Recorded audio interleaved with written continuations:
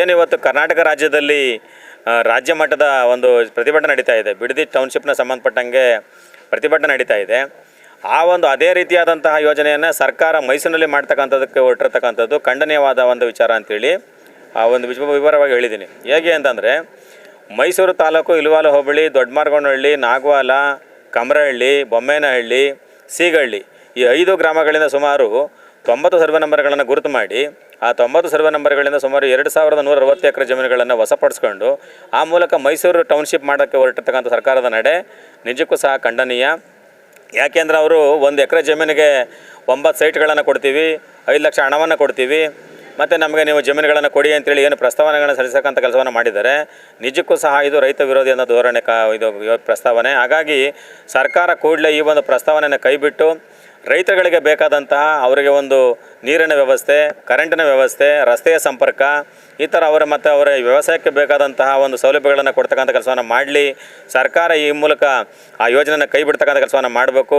ಒಂದು ವೇಳೆ ನೀವು ಇದೇ ಥರ ಆ ಯೋಜನೆಯನ್ನು ಕೈ ಬಿಡದೆ ನೀವು ಮುಂದುವರಿಸಿದಾದರೆ ನಾವೀಗಾಗಲೇ ಸ್ಥಳೀಯ ರೈತ ಮುಖಂಡರುಗಳ ಜೊತೆ ಮತ್ತು ರೈತಾಪಿ ಜೊತೆ ಮಾತುಕತೆ ನಡೆಸ್ತಾ ಇದ್ದೀವಿ. ಆ ಊರಿನ ಗ್ರಾಮದಿಂದ ಮೈಸೂರಿನ ಜಿಲ್ಲಾಧಿಕಾರಿಗಳ ಕಚೇರಿ ತನಕ ಪಾದಯಾತ್ರೆಯನ್ನು ಮಾಡುವುದರ ಮೂಲಕ ಸರ್ಕಾರದ ಗಮನ ಸೆಳೆದು ಈ ಪ್ರಸ್ತಾವನೆಯನ್ನು ಕೈ ಬಿಡೋದಕ್ಕೆ ಏನೇನು ಮಾಡಬೇಕು ಅದ್ರ ಬಗ್ಗೆ ಹೋರಾಟಗಳನ್ನು ಮಾಡೋದಕ್ಕೆ ಚಿಂತನೆಗಳನ್ನು ಮಾಡ್ತಾ ಇದ್ದೀವಿ.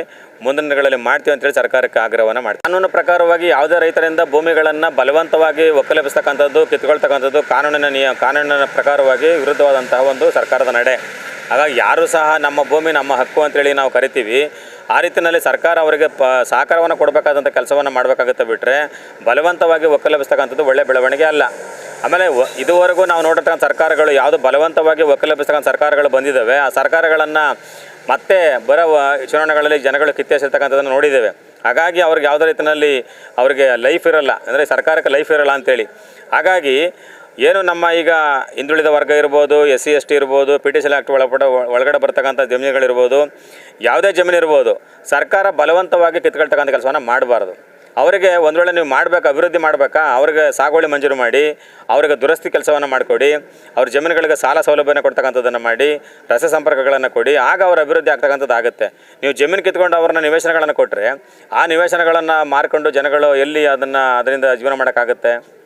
ಎಲ್ಲ ಮನದಿನ ಹೇಳ್ತಾಯಿದ್ರು, ನಿಮ್ಮ ದುಡ್ಡು ಚಿನ್ನದ ಗಣಿ ಆದರೆ ನಮ್ಮ ಜಮೀನು ಅನ್ನದ ಗಣಿ ಅಂತೇಳಿ.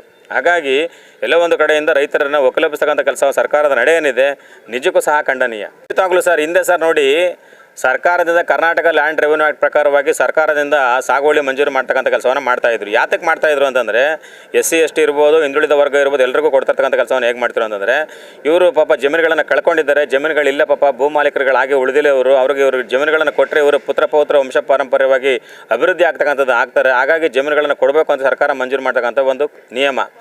ಆ ನಿಯಮವನ್ನೇ ಇವರು ಗಾಳಿಗೆ ತೋರಿ ಕಿತ್ಕೊಂತಕ್ಕಂಥ ಕೆಲಸವನ್ನು ಏನು ಮಾಡ್ತಾ ಇದೆ, ಅದು ನಿಜಕ್ಕೂ ಸಹ ರೈತ ವಿರೋಧಿ ಅನ್ನೋದು ಧೋರಣೆ. ಅದನ್ನು ಮೊದಲು ಕೈ ಬಿಡಬೇಕು ಅಂತ ನಮ್ಮ ಆಗ್ರಹ. ಖಂಡಿತವಾಗ್ಲೂ ಮಾಡ್ತೀವಿ. ನಾವು ಇದನ್ನು ದೊಡ್ಡ ಮಟ್ಟದಲ್ಲಿ ಪ್ರಚಾರಗಳನ್ನು ಮಾಡಿ ರೈತರುಗಳನ್ನು ಒಗ್ಗೂಡಿಸ್ಕೊಂಡು ಹೋರಾಟಗಳನ್ನು ಮಾಡ್ತಕ್ಕಂಥದ್ದನ್ನು ಸಹ ಮಾಡ್ತೀವಿ.